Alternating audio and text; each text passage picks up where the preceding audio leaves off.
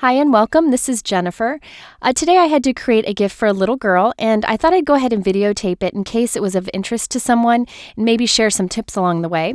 I created a handful of felt bow hair clips, but you can just make these into accents for gifts or cards if you wanted to.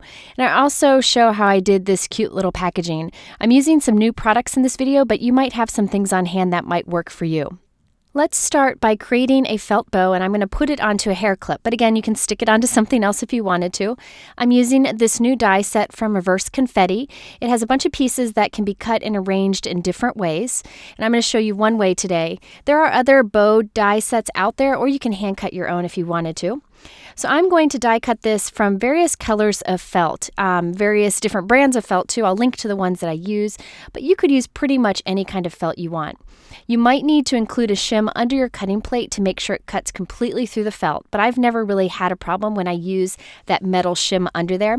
You could also use a few stacks of cardstock under your cutting plate to add a little pressure. Just test it out on your die cut machine.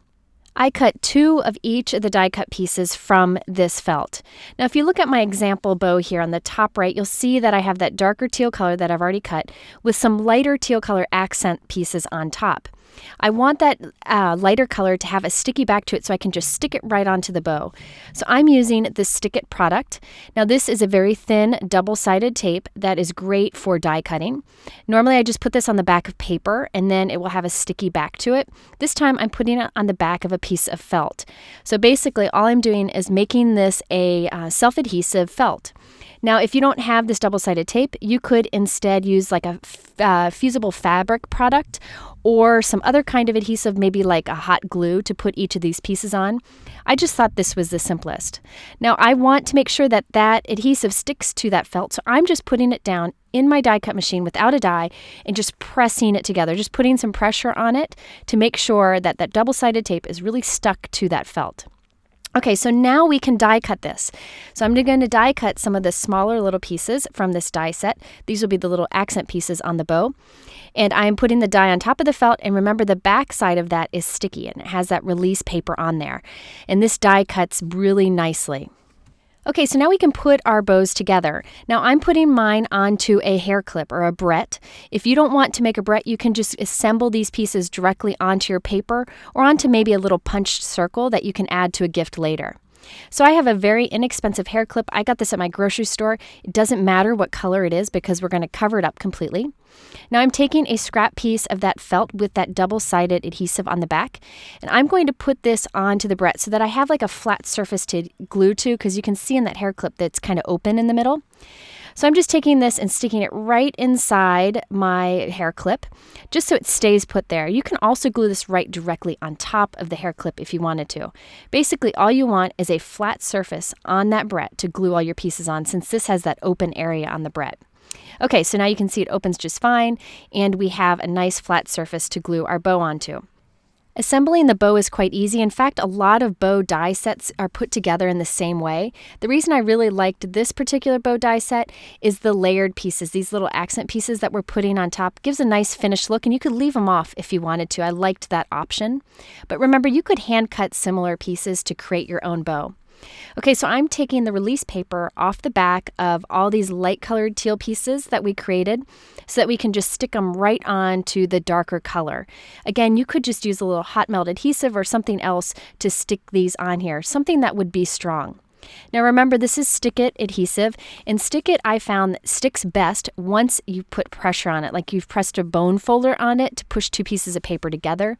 So again, I'm going to put this through my Big Shot without any dies, just between the cutting plates, just to put some pressure onto it to really press that light piece onto the darker piece. You could also, again, press this together with your fingers, but I found this was a really quick way to do it. Now to put the bow together, I'm starting with the 2 big loops on the side. So I'm folding these pieces over, and you'll watch I'll cut the inside off a little bit, the point where it meets. I'm just cutting that so my bow isn't as wide. You could leave it as is if you want to.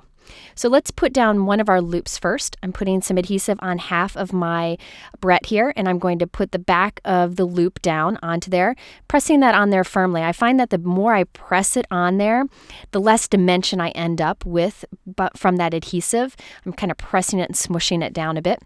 Now we can put some more adhesive down and press the front of the bow over. So there we have one loop done. Now on the other half of the barrette, I'm going to do the exact same thing. Now, if you were doing this on paper, it'd be very easy to do. You could just glue this directly to the paper. You could even make this out of paper, so you could have a paper bow if you don't have any felt on hand. Notice again, I'm really pressing that flat to kind of smush out that hot glue before it dries. Now, the die actually comes with two little circles that you can use at the center of the bow, but I decided to use up some of my buttons. I hoard buttons. I love colorful buttons. I'm excited Mayflom has a new line of buttons coming out. She released at CHA. I can't wait to try those out. But in the meantime, I reached my own collection, and I fed some string through the two buttons, tying them together, and double knotted it on the back side, so we can put that in the center of our bow. But first, I almost forgot, I have to glue these two pieces to hang down in the center. So I'm just putting a little bit of glue down and just layering these both up in the middle, again, pressing down every time. So now I can put that final bit of glue down so we can put the button in the center. Notice I'm putting a lot of glue down because I don't want this to fall apart. And then I'll press that right there. And there we have a fun little hair clip, or again, you could make this an accent for another kind of gift. But I thought this was great for little girl gift, something that you can use your craft supplies to make a gift from. Here you can see the different versions that I created of the bow. Some of them I used a single button. Some of them I actually created a flower to put on the center. And I'm going to show you that at the end of this video because I'm going to make a bow like that to decorate the package that we're putting this on. This is a great way to use up some supplies that you may have. There are other fun little accents that you may have that would be perfect in the center of those bows. Next, I wanted to show you the package I put all these bows in. I'm always looking for clever packaging that's inexpensive that I can decorate to put my handmade gifts in. I found these from Reverse Confetti, and they have a die that matches it perfectly. So the plastic package actually comes assembled. All you have to do is push the bottom together, and that's it. You don't have to glue anything. It's already kind of hooked together and ready to go. Has this little flap on the top that folds in and secures it. And check that out. It's like a bag-shaped plastic box. It's really clever and fun. So this is the die set that you can get that works with this package. And I think you buy it together, but you can also buy additional packages. So that die creates a piece that goes in the bottom of the box, which I'll show you. There's also this tag set that comes with that die. I didn't use it in this video, but I think it'd be handy to use. So I die cut this piece from that die set. It's got the score lines included in the die. And I've cut a piece of white paper to fit the back of it, and we'll glue that together. But first, I just wanted to do a simple bit of decorating to the front of this piece. This is going to slide inside of our package. I just cut a white thin strip of cardstock, and I'm going to glue that down right across the top and trim off the excess. Now, you'll see that stamp set on the left there. This is from Reverse Confetti also. I love the sentiments in here. They're so sweet. I could have used one of those border stamps. You see those that row borders or the little dots on the bottom there? That would have gone perfectly across this. I didn't think of it at the time. That would have been better than that white strip, something a little more interesting. But this is how I did it, and I went ahead and stamped a sentiment, Precious Little Girl, with Versamark ink and added some white embossing powder. There are a lot of great sentiments in that stamp set, and it's small, so it is a very cost-effective set. So now I'm putting a little adhesive on the back flap of this pink and adding that white backing to it. Now on the bottom, this is the bottom portion, I'm putting some adhesive down there too so that once this goes into the package, it stays put. So I just slide this right into the package, push it down, and there we have a piece that fits in there nicely.